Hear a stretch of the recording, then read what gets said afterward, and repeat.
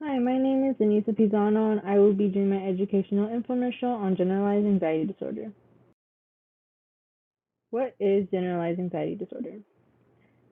Anxiety is a natural and healthy response to stress and uncertainty. However, constant worry and nervousness can be described as generalized anxiety disorder.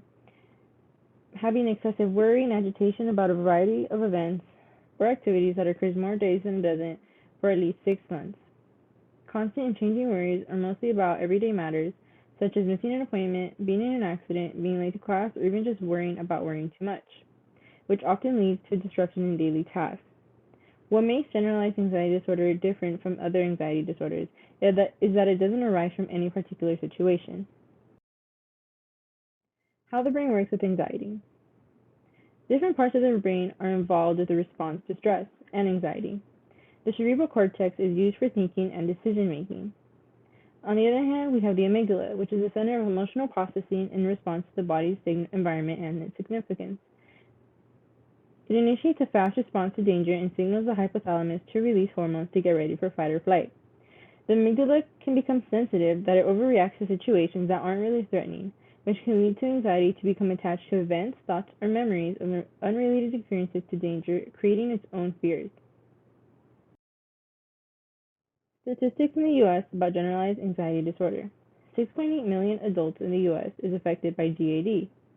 3.4% of females have GAD compared to men, who have a prevalence of 1.9%, meaning that women are 2 times more likely to develop or be diagnosed with generalized anxiety disorder. 32.3% of GAD cases are categorized as severe. 7.1% of children from the ages 3 to 17 years old have diagnosed anxiety. GAD trends over the decades. Diagnosis of anxiety has increased from 5.5% in 2007 to 6.4% in 2012. As years have gone by, research has been done on anxiety, and it has shown that anxiety has increased throughout the years. Causes and risk factors. The first one being genetics. Children can often inherit their parents' tendencies towards excessive anxiety. Biological factors are also a cause of GAD. Neurotransmitters, which are chemical messengers in the brain, such as serotonin and dopamine, can cause feelings of anxiety and depression when levels are disrupted. Temperament or behavioral factors, such as being shy or avoiding dangerous events, may be putting someone more at risk of developing GAD. Lastly, we have environmental factors, such as traumatic experiences, such as being in a car accident, or exposure to anxious behavior by family or friends, can lead someone to develop generalized anxiety disorder.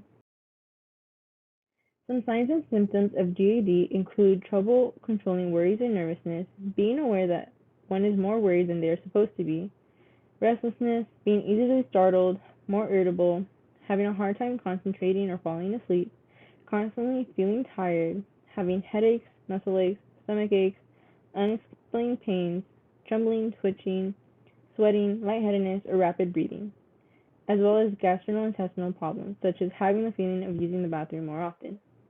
Symptoms vary for every person and won't be the same for everyone. Symptoms may get better or worse at various times, but oftentimes it gets worse during times of stress, such as physical illness, before an exam, or during family or relationship conflict. Some treatments for generalized anxiety disorder include cognitive behavioral treatment, which specifically targets thoughts, physical symptoms, and behaviors such as overpreparation, planning, and avoidance. Medications for GAD include antidepressants, such as selective serotonin reuptake inhibitors, SSRIs, or benzodiazepines, which have a quicker effect but may provide limited symptom relief. Other treatments include meditation, yoga, exercise, and relaxation techniques.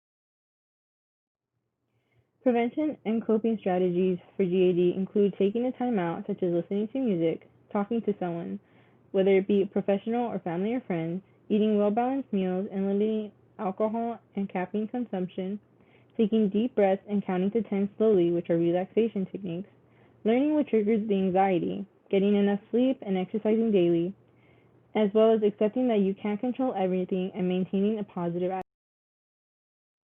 Here are some more sources for more information about GAD and other mental health illnesses.